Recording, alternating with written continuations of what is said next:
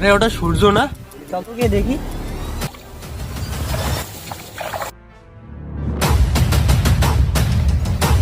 কিরকন্দা, কেমন আছিস? বন্ধু, আমাকে চিনতে পারিস নি?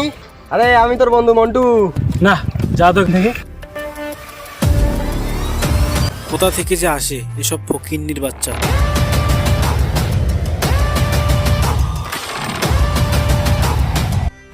হয়তো তারা আমার কাছের মানুষ ছিল, কিন্তু এখন সবাইকে ভুলে গেছি।